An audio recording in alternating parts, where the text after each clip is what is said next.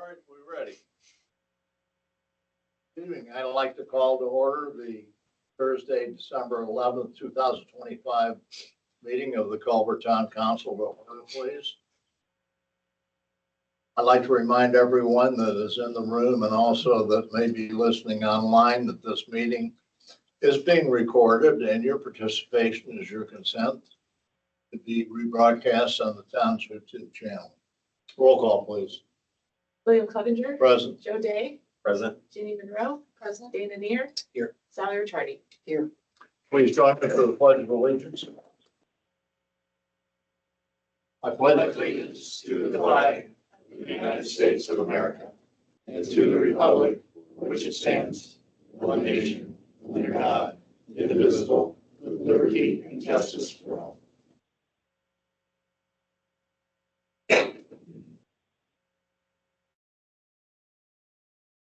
Item on the agenda is approval of the minutes of the regular meeting. I don't remember the exact date in November, but the last meeting. You can, do we have a date on that? November 25th. November 25th. Entertained motion.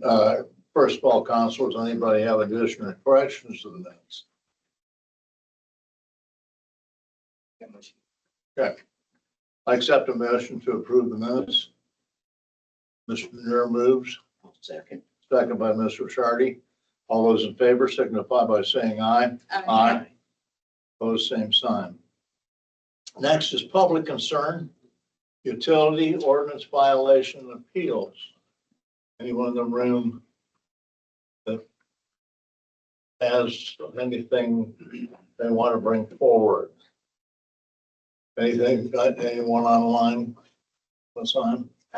There's two online, but no one's unmuted, so. Okay.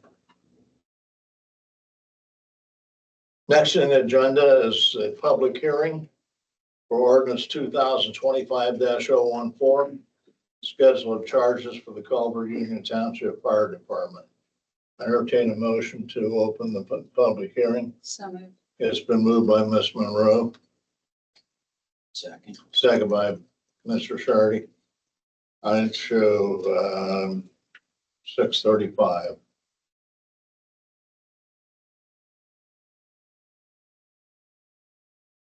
Anyone wish to speak on behalf of the public hearing?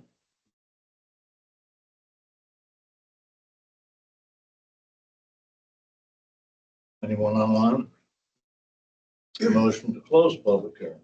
Mr. Neer, Second. second by Ms. Monroe. Close, all those in favor signify by saying aye. Aye. I'm close public hearing at 6:37.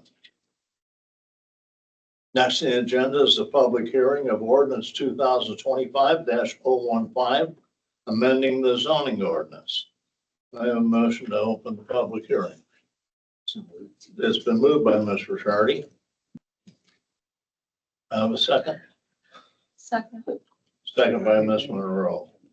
We'll show that at 6:38, the public hearing for the amending the zoning ordinance. Anyone wish to speak on behalf of the amending the zoning ordinance? Yes, sir.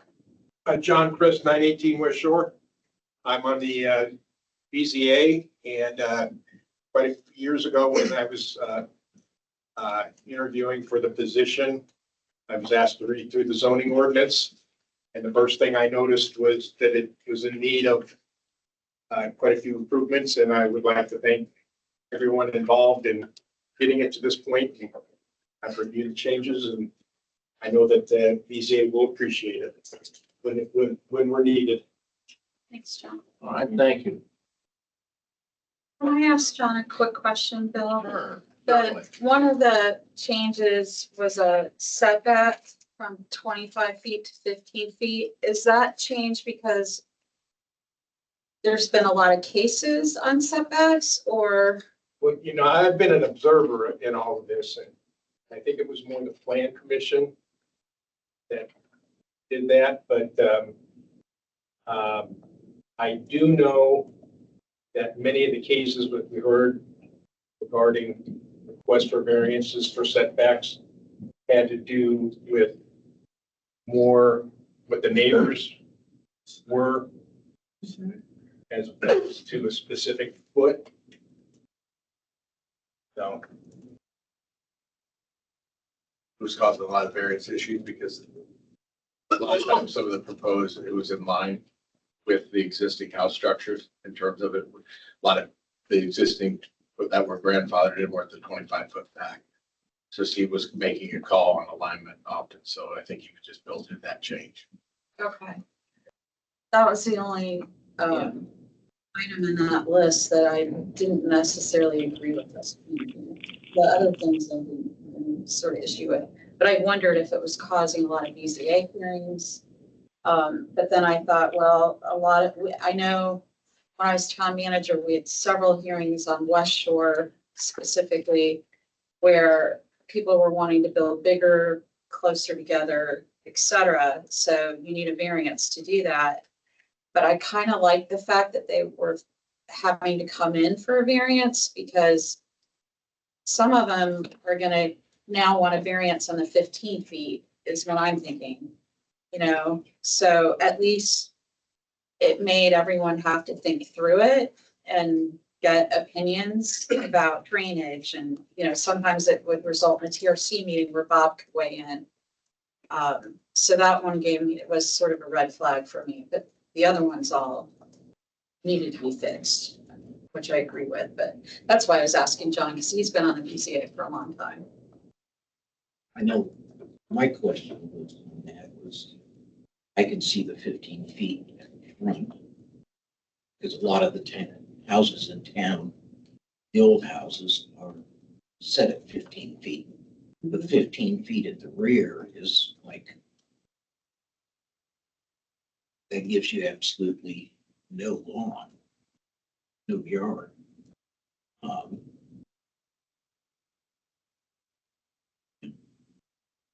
You've got 10 foot on each side. Yeah, all points that can be communicated if the changes are approved.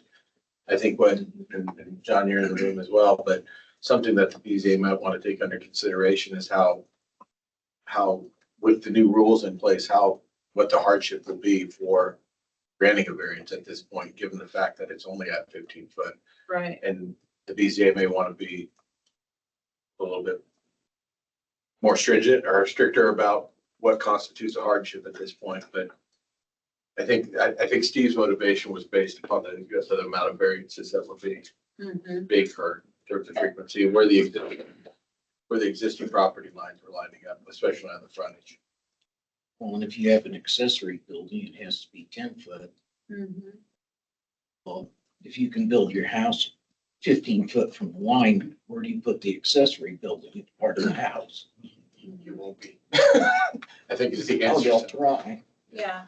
Well, So are we allowed, Kevin, if we said, okay, we're good with all the changes except the setback one, can we approve those and have it added to the zoning and then send back the setback one to plan commission and say we're not comfortable with that one? Sure, absolutely. Whatever, Okay. motion makes sense and text changes can be made after the fact. We want to then approve the text amendment that happens. I mean, are you guys going to actually write what you're talking about, or are they going to? Or leave it as is for setbacks? It's kind of my bet. Right. Oh, yeah, if it isn't changed. That was the only one I really was surprised by.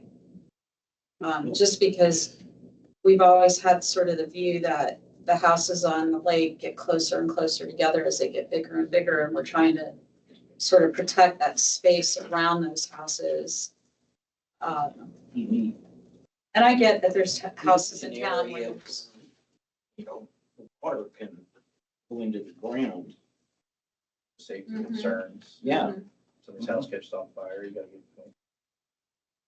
I think that's why they left the side setback exactly for that reason. But Sally brought up a good point today in the conversation that if you do allow this, they haven't changed the pervious impervious ratio. right, And so if you're going to start taking up lot, that's going to create automatic issues anyway, probably, yeah. on most of You're the gonna lots. If you go go up to that point, you're going to go Under beyond the the 50, 50%. you're going to go beyond the 50% And- threshold. You know, a lot of towns and you know, have like around the lake, they have a 60 or 70% Mhm. has to be, you know, urban. Yeah. I mean, I hate that there's a lot of cases, but I think there's a lot of cases because people keep trying to build bigger and get as much on the lot as they can. And I do think they have to fight it out with a group of people that says yay or nay versus we'll automatically do that because we've had 30 cases in the last 2 years. You know, maybe we just need to be stricter too. I don't know, but that's the only one I'm not comfortable with. John, you have any other comments? Well, to the extent that that really only applies to new construction, if we're talking about those that are already present and grandfathered, that would be less than 15 feet. In fact, you know, some cases it's 2 or 3 feet. I don't know that this would apply. Because of the 10-foot minimum On on the side side. yards. Like if they buy a house and tear it down, it's not grandfathered. No, the minute they leave the footprint, it's no longer grandfathered. Right. Which is what you see happen. That's exactly right. And there's creative ways that people try to get around that as well. We've seen that Yeah. I numerous didn't times. say, I didn't change. That's my concern is if we make it easier on that, And you know.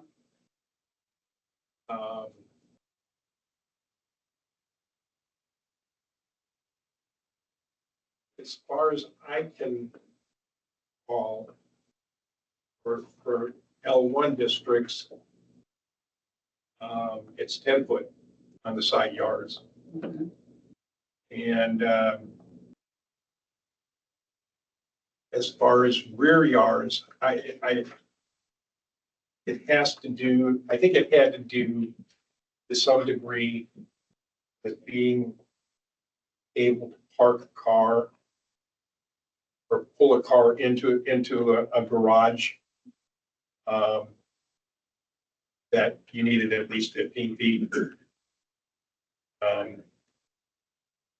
But a lot more of that discussion about those happened during the plan commission stuff. A BZA was not, we weren't asked of anything. We're basically charged with responding to requests for, you know, variances. And so to the extent that there was some mention earlier about permeability, I mean, we always go back to that. I mean, that's kind of one of the first questions we get at, no matter what's the permeability? And, you know, taking it from 25 to 15, yeah, that could affect the permeability some, and that permeability factor could prohibit making it Yeah, building out to 15 and feet. some of those don't go through TRC necessarily, right, Bob? But they may go straight to a BZA. Any L1s or they get changed? That's, I think that was part of the proposal of changing from the GRC, just going directly into, except for on the case of commercial. I think that they're gonna treat L1s and just go right into the BZA, because, and just bypass the recommendation, let the BZA hear the case clean without a recommendation. I knew there was a Yeah. conversation about changing that. Yeah.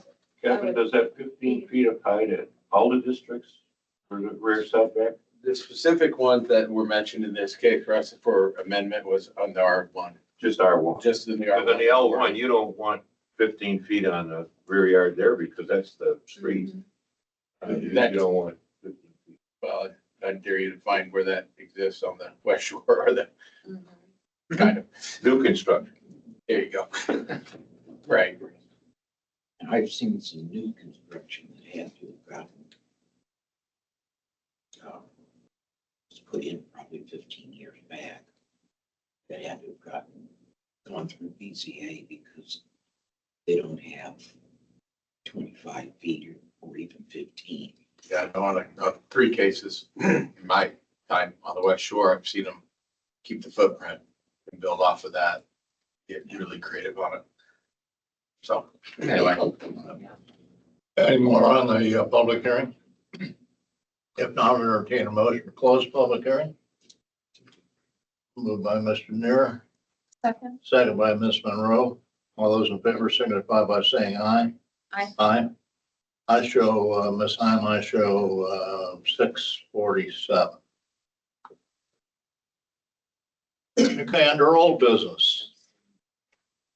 Second, and third read of ordinance 2025-014, schedule of charges for the Culver Union Township Fire Department.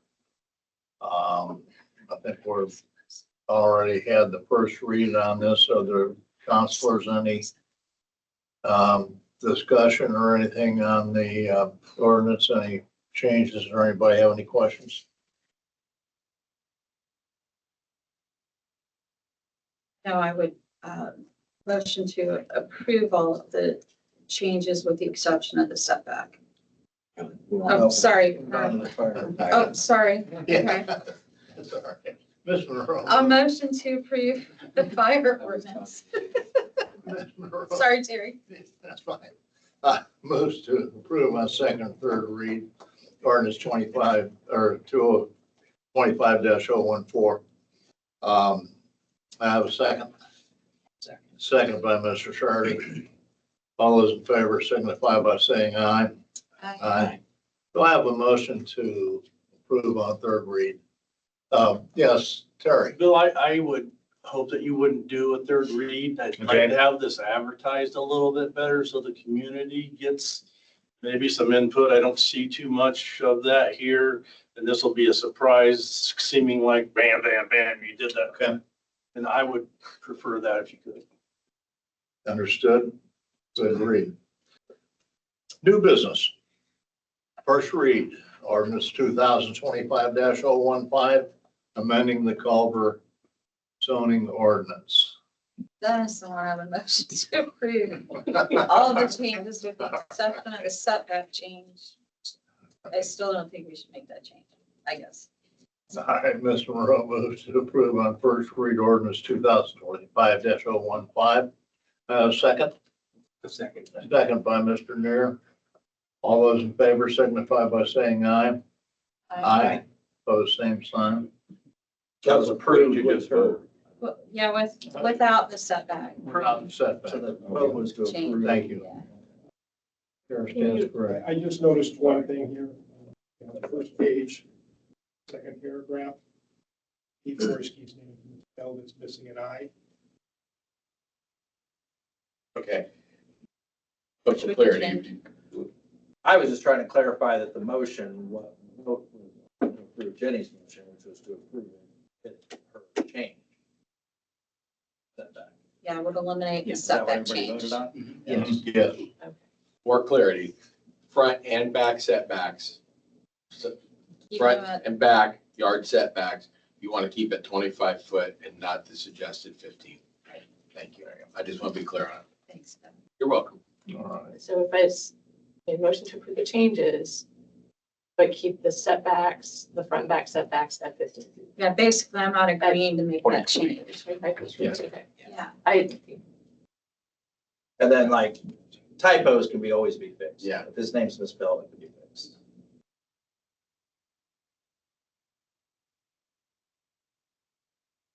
Next on the agenda is the first read of ordinance 2025-016. Authorizing advance payment of certain expenses.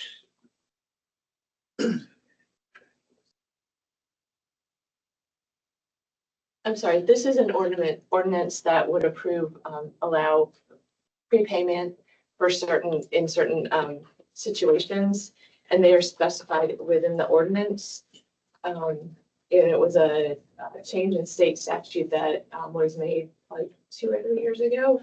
but it just allows a little more flexibility on our part, especially with changes. I think it was more right after COVID, when, for a fire truck or police cars, they were requiring down payment. Otherwise, the price is going to skyrocket or whatever. So I just wanted to get that passed and taken care of. But it would be,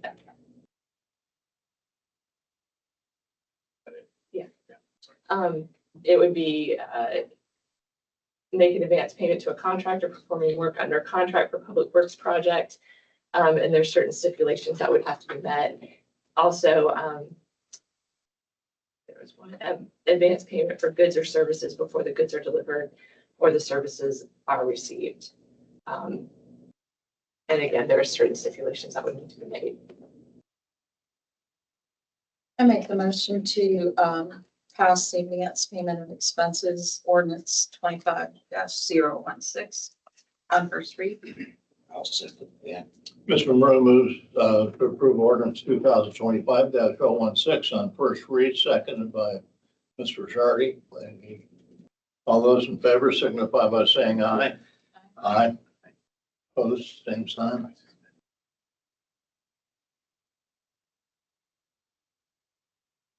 Next, Council, would you consider suspending rules with a unanimous vote and go into second, third? I'll make the motion to suspend the rules and pass in second, third read. Mr. Monroe moves to suspend the rules and pass on second and third read. Is there a second? Second. A second. 30. All those in favor signify by saying aye. Aye. Aye. Approved on third read. Next is the first read of salary ordinance 2025-017. 2017 is That's the salary ordinance for 2026. yes, ma'am. But both ordinances say 016. This is 017. Just ignore that. That's 017. Okay, thank you. All right. An ordinance establishing the wage, salary rates for elected officers, non-elected officers, employees of the town of Culver. I won't read the entire thing, but it says, whereas Indiana Code 36-5-3.2 required town council of the town of Culver enact an ordinance establishing compensation for all appointed officers, deputies, employees of the town of Culver for the calendar year 2026. Now therefore be ordained by the town council of the town of Culver, Indiana, that salaries and wages as outlined below be effective for the payroll starting January 1st, 2026. I have a motion to approve on first. Before you start, Yeah. there was, the one thing that was not changed or updated was the salary of the council members. And when I sent this out, I just said that was something that you would probably need to consider this evening as far as what you want to do, if you want to leave it the same or institute an increase. Counselor, are you satisfied with the new rates for 2026? I was satisfied with the whole spreadsheet with one exception of I wanted to ask the council to consider adding 2,500 to the salary of the clerk to get her closer to what some of our department heads are being paid. It's still not there, but I think we need to do that. We have a clerk who's a leader in the state and a leader in this community, and I would like to have her salary adjusted. And that all the other presented raises that were in that salary ordinance spreadsheet, I was comfortable with. Counselors, any comments on it? I totally agree. Chair agrees. Mr. Day? I agree. I'll make that change. Is there anything for the council salaries? Pardon? Anything for the council salaries? And then I want to point one other thing out at the end of the ordinance. I was okay with it, Karen, and I thought it was appropriate to have the president's position be paid more as well, because there's a lot more. That's how in this role. And that hasn't changed. Yeah. And then I just wanted to point out, we did add some language at the end of the salary ordinance.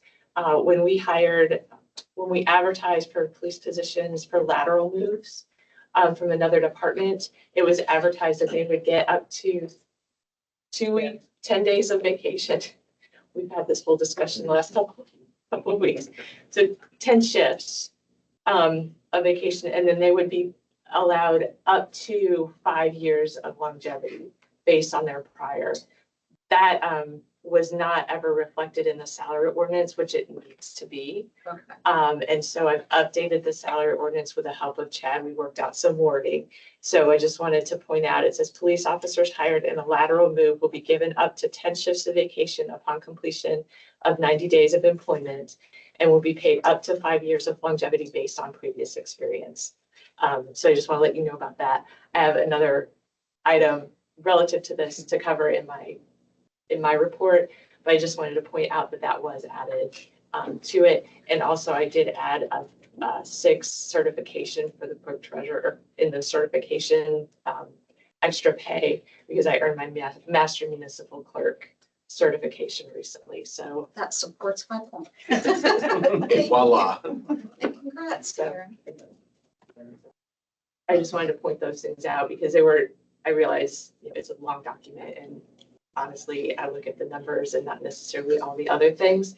So wanted to make sure that you're aware of that. I think the police change is a good thing in terms of when you need to attract a new officer. That's a positive benefit. It reflects the personnel policy and salary ordinance go hand in hand. And how we're advertising. All right. I would make the motion to approve the salary ordinance with the amendment of the $2,500 added for the clerk's position.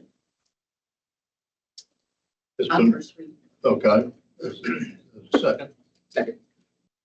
Second by Mr. Neer. All those in favor signify by saying aye. Aye. Those same sign. Since we're 5-0, would you like to wait Let's until wait. next meeting? Okay. Want to wait till next meeting this time? Okay, all right. Department reports. Mike, are you on for EMS? I am, Mr. Clevenger. Thank you. First of all, I'd like to say, I think that's a great thing for Karen. She does a lot for the town and all the departments, so I'm happy to hear about that. For the council, I'd like to just give you an update of what's going on with staffing. Lisa Richards is up and running as a full-time paramedic. She basically went in for that Scott Erickson went in for the Scott Erickson, vacated paramedic spot. So Lisa Richards has been doing that, and I'm currently doing interviews for the 2026 paramedic spot that we've discussed over the time.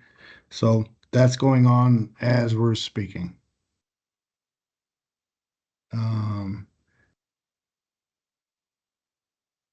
Wish I could be there with you guys tonight. I'll be there tomorrow at 6 a.m. I got a 24-hour shift tomorrow, but I can't wait to see y'all at the holiday party. Other than that, I think EMS is doing good. And if there's anything else, I'd love to answer them for you. You want to have questions for EMS? No, I think just get to bed early. When you come in, Mike, there's a tray of goodies for your department in town hall. There's a tray. You'll see it. Okay. Oh, I see it. Thank you, Jenny. All right, thank you very much, Michael. Okay. Thank you, guys. No. I got a couple of things. We've got 2 new members that we have started in Fire 1, Fire 2 training, which takes like 3 to 4 months to get through. We're also losing at least one firefighter is relocating out of the area.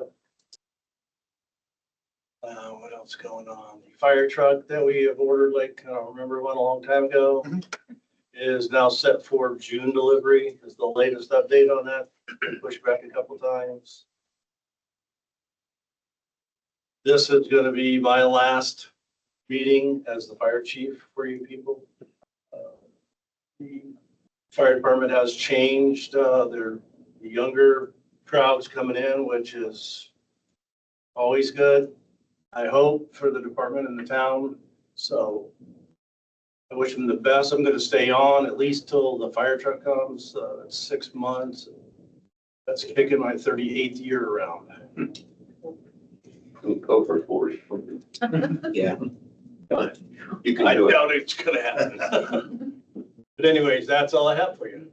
Well, Terry, thank you very, Who's the very new much. Robert Cooper III.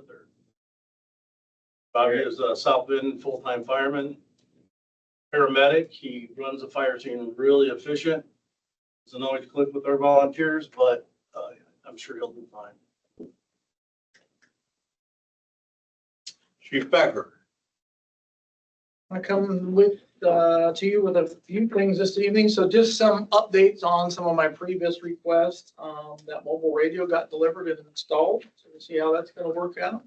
Body armor that you guys approved has been ordered. I've got some firearms ordered that will be here the first of next week, and I'll be trading in older firearms that are no longer in use. And I did send an email out a few days ago. Hopefully you all received that. When it comes to bigger purchases and long-term stuff, I like for you to have some heads up. But I come to you tonight with a request to replace one of our patrol vehicles. So the one that I'm looking to replace is a 2015. Our current fleet includes Ford and Chrysler products. So I have reached out to our local dealers, our Ford dealer in Plymouth, Oliver Ford, and obtained a quote from them. And I also reached out to Auto Park in Plymouth, the Chrysler dealership, and obtained quotes. And so in the past, when I've been involved with vehicle ordering acquisitions, we try to do our best to compare apples to apples. It seems like one manufacturer would be standard equipment. We would have to add it as an option to the other one. When I was going through these specs of two vehicles, I was very surprised that a lot of everything that we needed as an option in the past has become standard equipment. I'm sure they've just added it to the top of the MSRP and they're not throwing it in for free, but a lot of things are standard now in terms of safety. Safety items on there, the rear backup sensors, backup cameras, automatic emergency assist braking, things of that nature. So this was a really easy process to go through, trying to compare apples to apples. But I did get those two quotes, and the Ford from Oliver came in, and this was the price I'm going to give you is including the trade value. So the price that came in from Oliver was $43,050, 43050. That includes the trade-in for the 2026 Ford SUV all-wheel drive. Auto Park came in with a 26 Dodge Durango. After trade, theirs was $38,312, 38312. Comparing those specs of the both, I'm okay and asking for your consideration of replacing our 2015 Ford as a trade-in and making the purchase from Auto Park, Chrysler Dodge Jeep and Plymouth for the $38,312. And I do have $38,000 in this year's budget that I'll do a purchase order and encumber into next if you approve that request. I make the motion to approve the Durango purchase with the 2015 Meeting trade-in. Mr. Monroe moves to purchase Durango. Have a second? Second by Mr. Chardy. All those in favor signify by saying aye. Aye. Opposed, same sign. Thank you on that. With knowing the specific vehicle, I will start working on getting a price quote for some newer updated lighting. The good thing is, most of the high-end cost, pieces of equipment will be transferred from the old vehicle into the new one. So the radio, the radar, the in-car cameras, those high-end cost items will be transferred out of the old one and put into the new one. But a lot of the lighting is vehicle specific and the consoles are made vehicle specific, so they won't mount to new vehicles. So I Who will, transfers that over? we usually use an individual over in Kosciuszko County who we've used probably since 2007 to do all of our upfitting.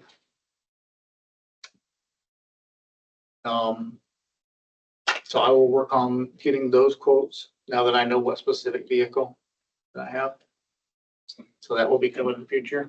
The other last request that I have is in the past, as you recall, we have come to you and asked for your consideration on paying out the officers' unused PTO time being the vacation and holidays that have not been able to get used.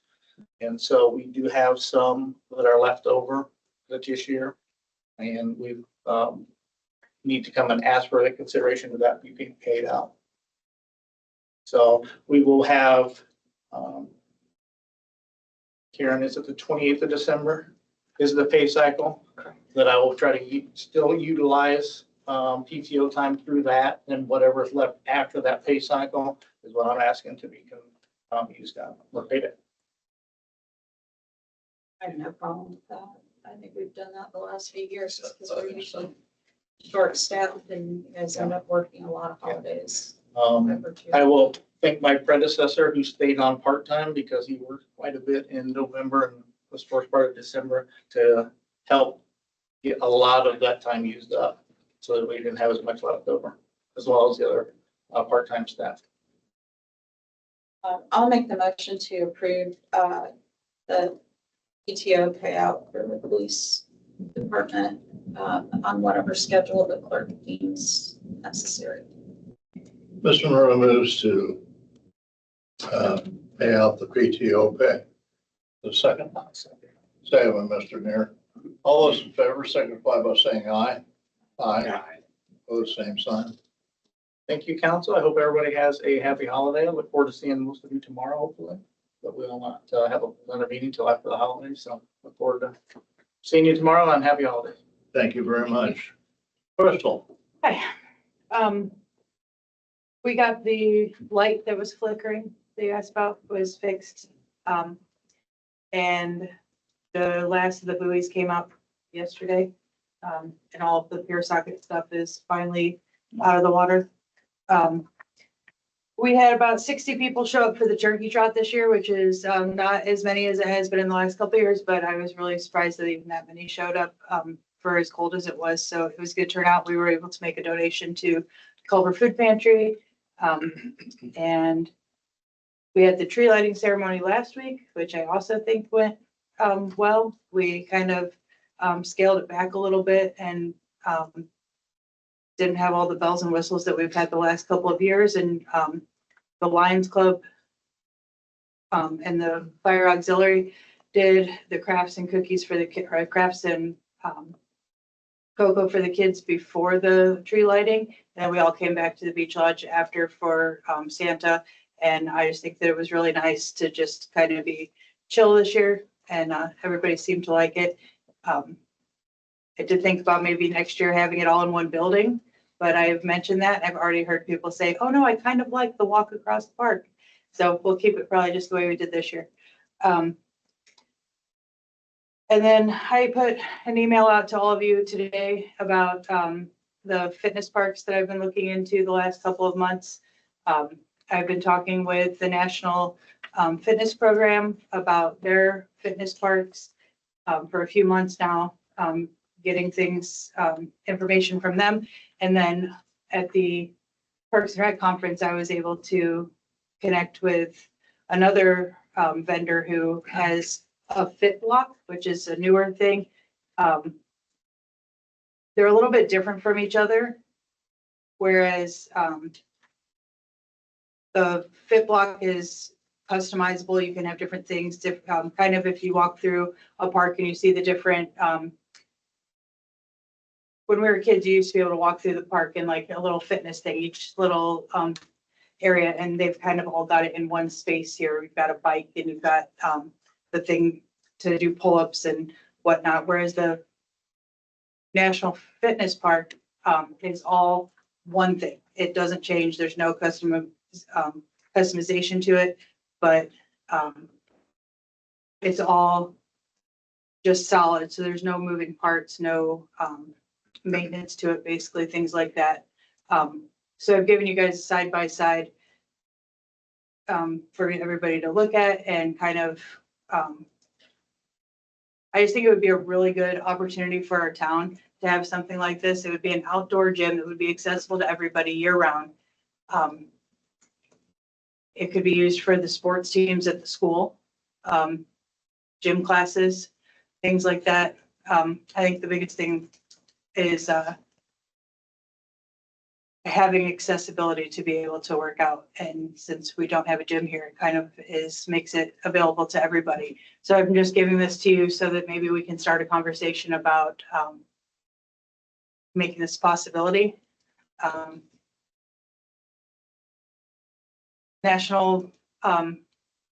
national one is a grant application to bring the price down, whereas the Fit Block is an ambassador program. They kind of come out very similar to each other price wise once you do one or the other. I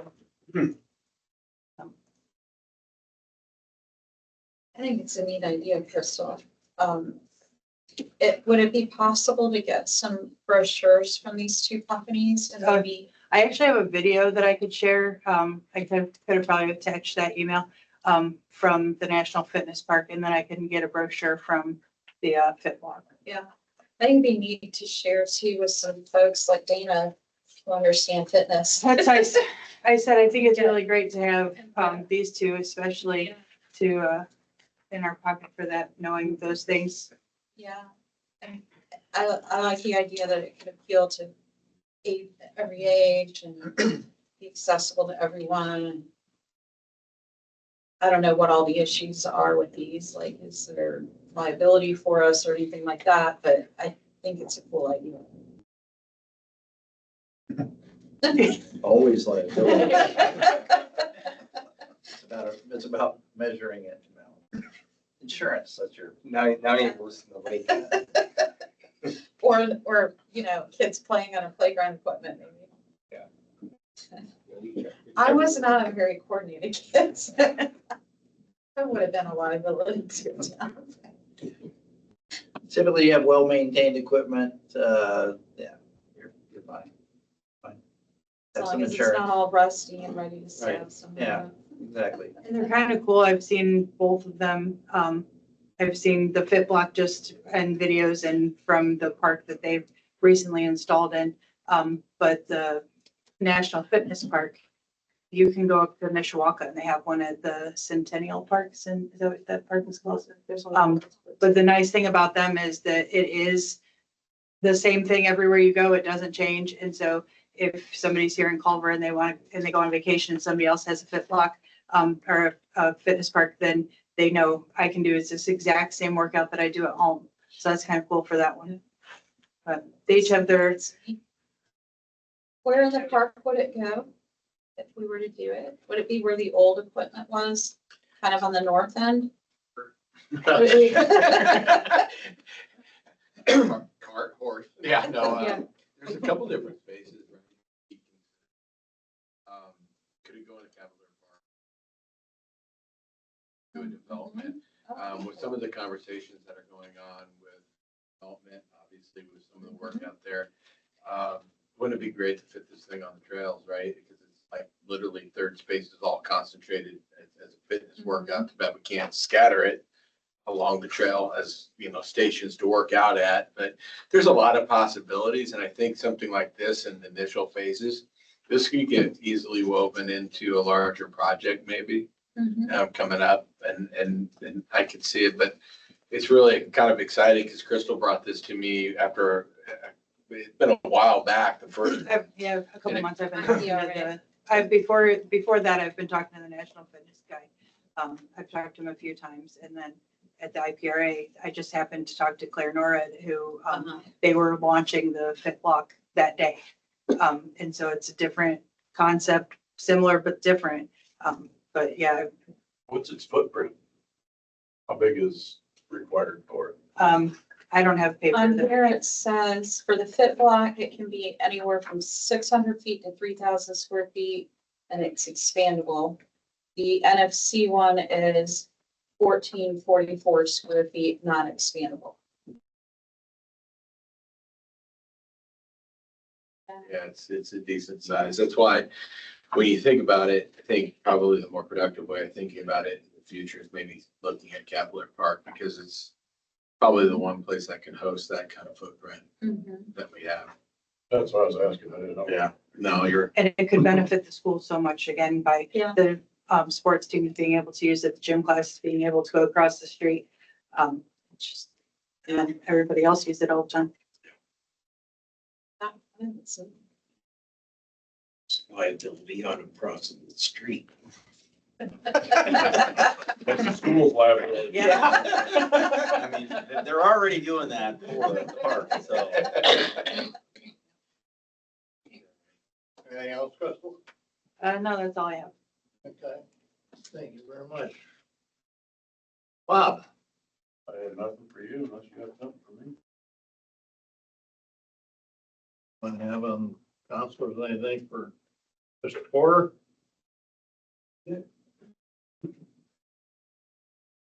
If not, we'll move on to town manager report. no, okay. First thing up, let's get order of business. I'd like to request from the council a fee sum of $2,000. What it's gonna be for is, it's with, it's for triple R2 receiver. And basically what it does is helps our utilities. I want to be part of it as well in terms of the training. And what it does is it allows setup on our Apple iPads, our phones, for GPS data collection for hydrants, valves, data like that. And essentially they're going to come in for 2 days, set that up, train our guys on how to locate on that. Anything I'm missing on that, Bob, that we talked about? The other thing too is it provides support for the year 2026. So they can come in if we do have some trouble, but just makes it a little bit more efficient for our guys to work out in the field. Though it's under the 2,500, we're still requesting the 2,000 from council. Is it an annual fee at some point or monthly? This is a one-time. Yeah, sorry. This set of is, fees. this is through Emmy Simpson. They'll come here and teach us all the ins and outs. We already have the software, the equipment. This is just basically a refresher or what bring us up to speed instead of. I make the motion here. Moves to approve. Second. Second by Mr. Shardy. All those in favor, signify by saying aye. Aye. With same sign. Thank you, sir. Really quick, this week, actually ended last week, going into the beginning of this week, we received a report, follow-up visit from the inspectors at our wastewater facility from April.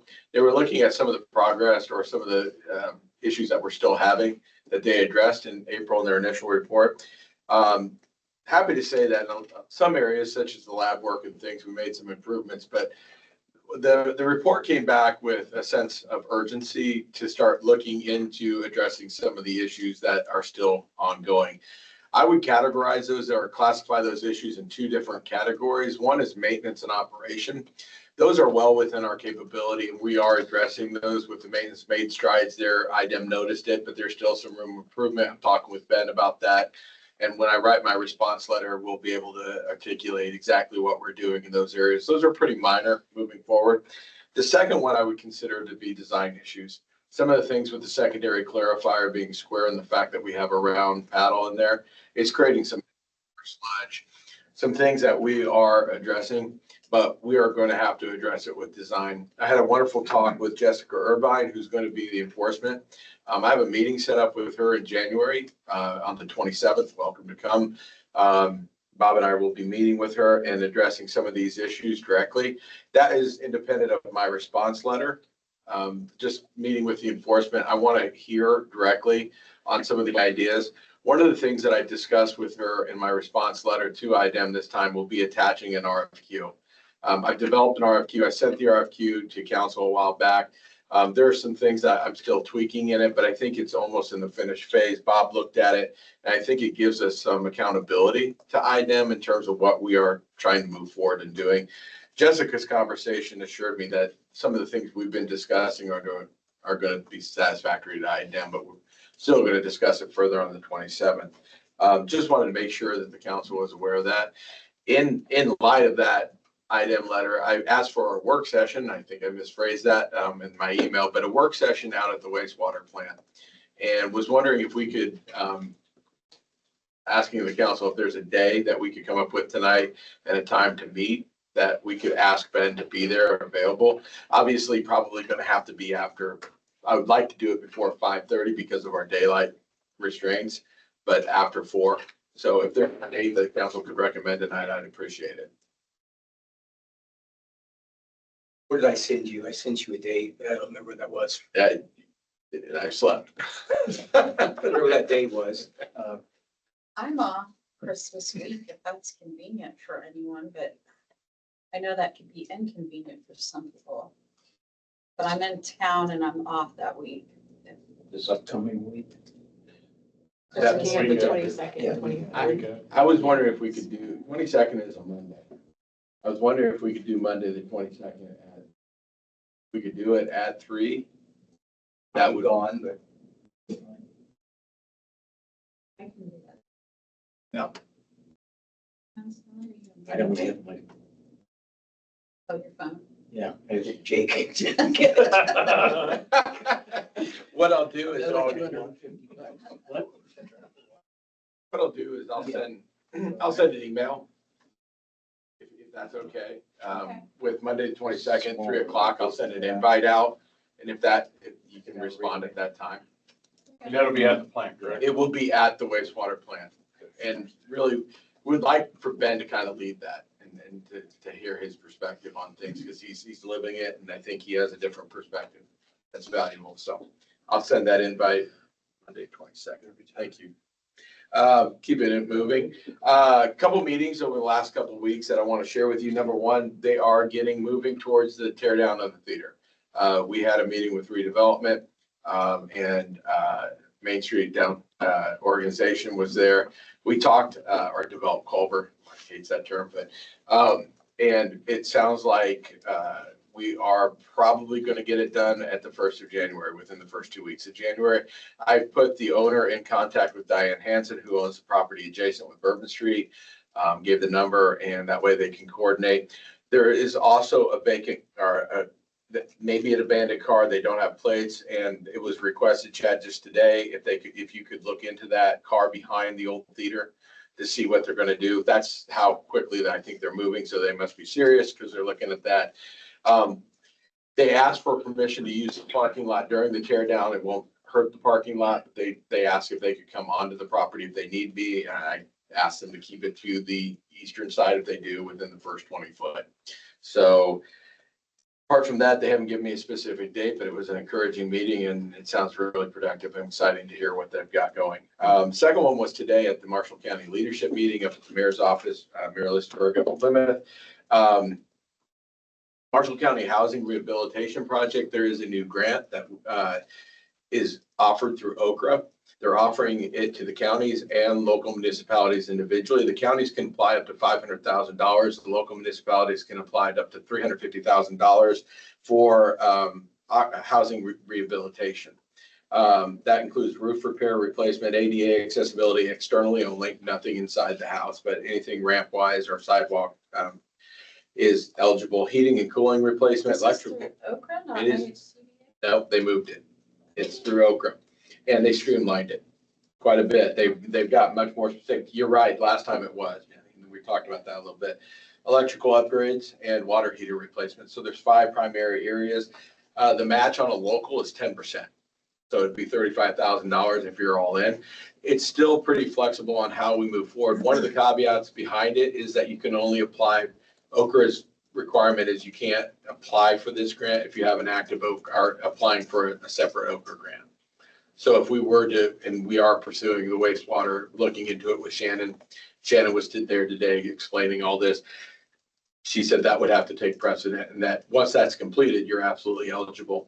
They're doing it in 4 cycles, February, May, August, and November, and they project this going into 2027 as well. So it'll be something that we can get So we into. can do it after the wastewater. 100%. The county voiced strong interest in doing this. One of the things that was discussed during the course of the meeting is that if the county does it with a $500,000, the county doesn't have restrictions. We have to stay within our corporate limits, but the county can come inside of our corporate limits if we had 1 or 2 houses. And one of the things being discussed is a memorandum of understanding with the county that we would actually pay the 10% if there's somebody inside of Culver.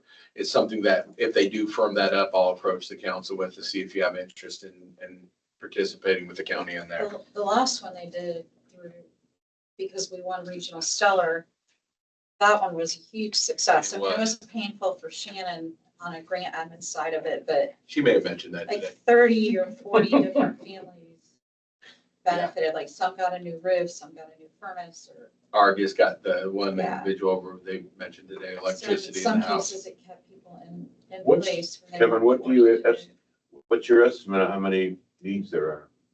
I don't have one, Russ. I'm not gonna pretend that I know. Last one, through regional stellar, the need was about 5 times more than the grant would cover.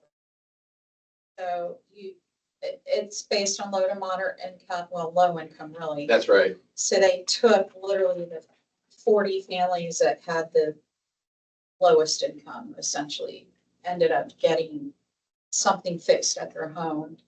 And they could have, there were, at least 100 other families that, How about in the town of Culver? no. No, throughout that the was, county. that was countywide. One of the advantages maybe, Russ, of applying separately as a municipality local is that you're not put into a larger pot where you're doing Yeah. the income competition We with only had other a- areas. Maybe one made the list through regional Yeah. stellar. That is But- important to me. Each local community had to go through a process where the families came in to apply. And there was a ton of need in Culver that people probably would not be aware of. I had to do some of the interviews for it, like our old Crossroads team did. And there was plenty of need here if we wanted to do an individual application down the road. Is it an owner match or is it 100% owners? No, it's 10% us and then it's up to $25,000 per household. Yeah. There's going to be a cap on it, probably somewhere around 8,000, because once you take out grant administration and fees for it, that you're not looking at the full amount. So, But the owner is 100% Yeah. granted. yes, Yes. yeah, it would be a 10% match by the And town. they It's not a usually, grant either. they hire a contractor to go It assess the is, property. it is actually a grant because it's not 100% guaranteed. So I mean, the homeowner doesn't have to pay it back. Oh, no, I'm sorry, no. That's what I was at. No, What's their, no, there's not skin in the game. The skin in the game is 10% match. Because I remember years ago, we did something that was like my that. question. Yep, And there was a grant part for the homeowner had a 10 years. some point pay it back. Yeah, that was a different program than this one, Russ. there's some really. This nice one used to be flexibility. housed at IHCA, but it sounds like it's been moved over to Oak Grove, which is probably a good thing. Yeah, I think Because it's it operates a lot like Oak Grove did. concentrated, targeted. Moving along, I guess, happy to say, and I think the people down at the beach and the jet ski users will be happy. I got an aquatic vegetation control permit from our friends at the DNR. We're allowed to hand rip that weeds out. So tell Marty and Jan to put on their waders. We're going out picking. So this spring, we're going to be picking weeds. Anybody wants to volunteer down there for a good time? Let's go. Russ, get the swimsuit out. Let's go. Keeping it going. One of the things I did, Kevin was kind enough to review for me. We've had an MOU with Adventure Sailing for a while. You're familiar with it. One of the things Kevin and I have been discussing is kind of moving away from MOUs and moving towards contracts. I took my stab at it. Kevin looked at it. It was solid, but what I would like to do before we offer a contract to Adventure Sailing is that we haven't had them in for a while. And what I'm going to ask is that they come in and do a presentation for the town. Couple concentrated areas. Number one, because the MOU in the original language encourage that report, and they would like the council needs to hear from them about demographics and usage. What are they offering? And the other thing too is in the MOU was establishing their position as a nonprofit. I'm looking at from a financial side, what do they charge? Some of the questions that were included in the MOU. I think it's time to have them come in, talk a little bit. I would also ask the visitor center on that day to come in and also discuss with you. And the same thing, I'm converting the MOU to a contract with the visitor center. Before anything happens, I'll make sure I put it in the hands of the council for their review and approval. But with your permission, I'll try to schedule that. I think That's it's a fine. great idea. And the Good more idea. they could bring on the demographics of where the kids are, because I never see it advertised to the public. I thought it was supposed to be community-wide, and I don't see it advertised. Something we could address. At least we can ask questions then, right? 100%. RFQ wise, I've got a few more corrections. I'm going to put, probably next week, I'm going to be asking, but on the 30th meeting, I would like to be able to put this into play. I'm going to attach it to the IDEM letter as a response to them, showing that we are moving forward for some of the issues that we have, or at least some of the targeted areas they'd like us to address. We'd call them issues. But with your permission too, I'd like one last revision, look at it. But I think that we would like to be able to get this out in the field at the beginning of the year. Again, focusing on requests for qualifications, not looking at proposals, removing price tags away. What we're trying to do is sort through companies and get qualified individuals. The council will have a selection. We bring in the top 2 to 3, whatever the council would decide or the board would decide, and then we interview and start moving towards something. But still a work in progress. But so if you have any suggestions, please do forward. I think that's it. Before you wrap up. Yeah, sure. Since the theater is such a revered building, is there going to be any sort of feature story before, after, or just goes away? I think one last picture of the old lady wouldn't be a bad idea. I would like to quote what our landmark specialist said: whatever was historical about that building has long left the building. So I think that feature article would have to focus more on what it was, but I think it's a great idea. One of the recommendations too, and that they're going to follow, is that there is the worst thing they could do is try to replicate any type of historical period with that building, make it fit the streetscape. That was the actual recommendation from Landmark Society of Indiana. So I would agree with that. But yes, Dana, I would like to think so. So get your reporters down there. I'm assuming Diane's working with the restaurant there to make sure we don't disrupt business and That was one still of eat Friday lunches there. Kurt Neubauer. Yes, and that's what it's really about. You know, Kurt Neubauer and I have had that conversation, and he is going to, and I've asked him to come to the council to address. He's going to have a specific ask possibly to widen that theater into the parking lot. I told him that is his ask to make. I've mentioned it before. I've talked a little bit about it, but I also recommended having blueprints in hand when he approaches the council with a specific number. So I've given him a rough estimate of what land's available. Talking with Terry, of course, Terry's very excited by all this as he retires. No one else's problem, Terry. But I also told him there are limitations to the ask. So it's not an open-ended ask. Okay. Now I'm off. Thanks, Dave, for bringing up the theater again. Ms. Hine.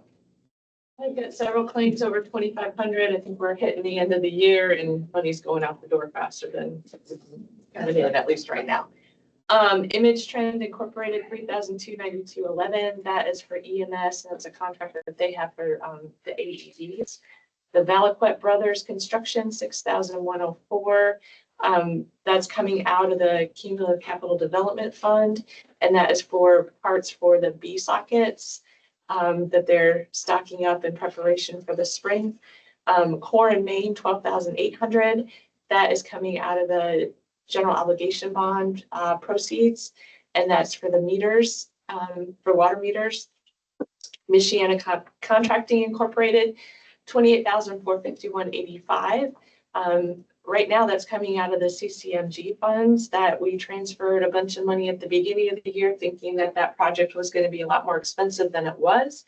And so that money has some extra, that fund has a little extra money in it. So that's for the lakeshore lights, the decorative lighting that went in. So we're taking that out of that fund, as well as Milestone Contractors, 60,670.21, and that's the remaining money. Well, that and 87,299.53 are the remaining bills for the CCMG project, for the lakeshore widening. And then finally, Rosenbauer, Minnesota, that's $334,003, and that is for the chassis for the new fire truck. And then it is moving on to its next process and getting complete. I also just wanted to call your attention to a couple of other payments that I'm making that you've already, approved, but just want to let you know that they're being made. One is the general obligation bond payment that is due the 1st of January. I think this is actually the 15th of January, but we're making December 30th, $70,798.80. And then the annual lease purchase payment for the street sweeper that we purchased last year, and that's $54,049. So we're in year 2 of the street sweeper. We've got 3 more to go, and we're entering year 2 of the GO bond payment. So if I could have a motion for the claims over 2,500. So moved. Moved by Mr. Moreau to approve claims over 2,500. Second by Mr. Muir. All those in favor signify by saying aye. Aye. Those same sign. The second thing, as opposed to the previous months, November is balanced and reconciled and ready for review, but all the reports have been sent out. So I just ask for a motion to approve those financial reports for November. So Second. All those in favor signify by saying aye. Aye. Aye. By the same time. It's amazing what happens in the fall, and we don't have golf carts and park payments and that sort of stuff. Makes it a lot easier. Okay, so as we're wrapping up 2025, we're starting to get ready for 2026. And with that come board and commission appointments. We've got a couple of positions coming to a close and needing to be reappointed, or other people stepping up. So there are 5 redevelopment positions open. That's a year-long appointment, so that's an annual thing. 2 of those positions are appointed by the council, and 3 are appointed by the council president. There are 2 plan commission seats opening. One is appointed by the council president, and that's currently held by Barry McManaway. And the other one is appointed by the county commissioners, and that is Dan Osborne. And both of those members also are the appointed members to the BZA from the plan commission. So, and then the final is the tree commission. That one, for some reason, when they wrote the original ordinance, they put an August 31st, September 1st to August 31st rotation, which is really a pain because I don't think about it during the summer. And so I'd like to see us just revise the tree ordinance so that we can get them on track with everybody else. But we do have one position there's 2 that expired on August 31st of 2025, and that's John Halfrey, and then Paul Berry, but he has since resigned from the tree commission. John Halfrey continues to serve, and I think that's something that until somebody else is appointed, he would be happy to. I think he would put his name to continue to serve. But the other 3 positions expire on August 31st of 2026. So I guess we can make that change to the tree ordinance after the 1st of the year, and maybe just extend those August 31st of 26 to the end of the year, and then we can deal with the rest of this next year. So I just wanted to call your attention to that.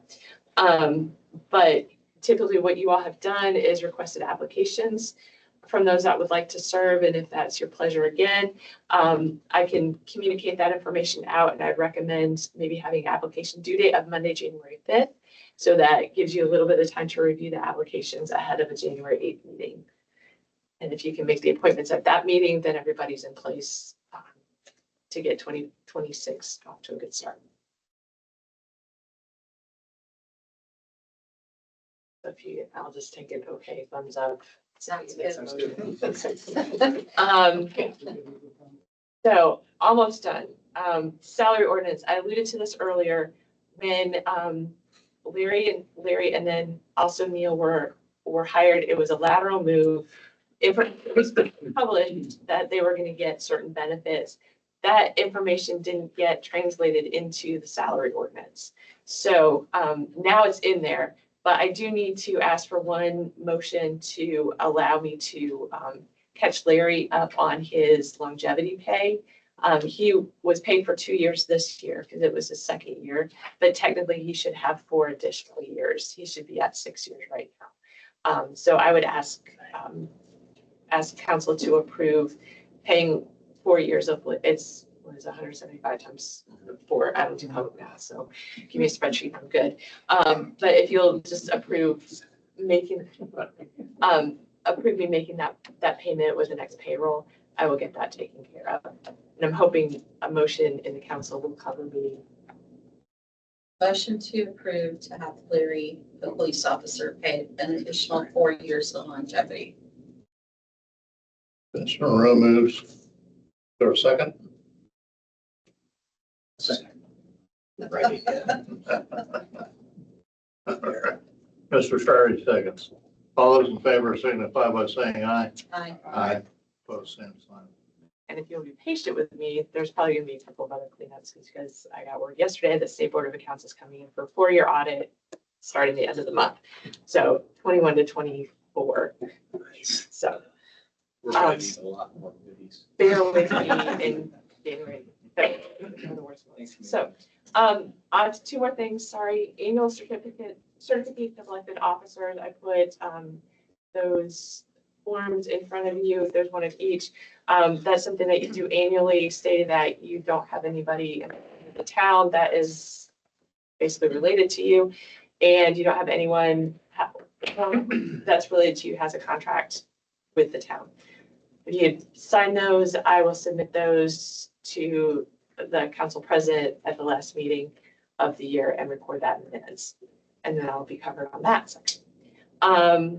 Christmas party is tomorrow from 11:30 to 12:30. You all are invited. Beach lodge, pizza, some fun things, desserts. And then actually town hall will be closed in the afternoon. We're going to go over and help out the Christmas basket.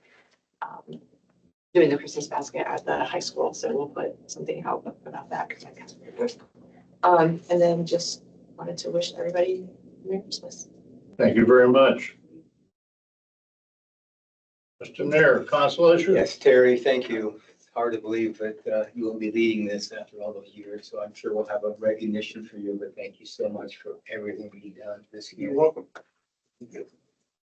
That's one wrong. Yeah, I agree. I didn't realize you were gonna make that announcement, or I would have baked you a cake or something bigger.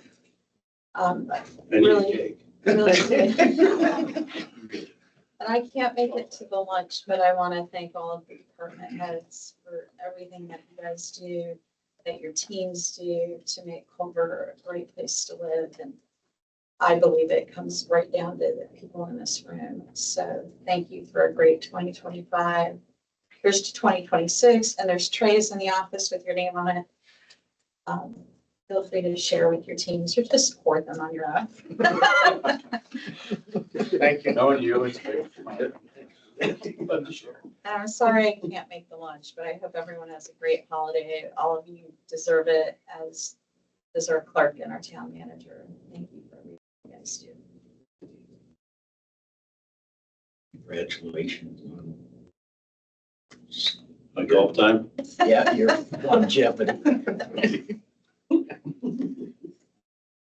That's all I have. Terry, thank you for all you've done. Done an outstanding job. Made the department better. hope. Just keeps going. Well, thank you very, very much. And also my sincere thanks to all of our department heads and employees for a job well done in 2025. And I wish everyone the happiest of holidays. No, Yeah, just thank you for being patient with me as I'm coming on here at the end of the year. motion to adjourn. Mr. Neer moves to adjourn. Second by Mr. Gardy. All those in favor? Signify by saying aye. Aye, we're out of here.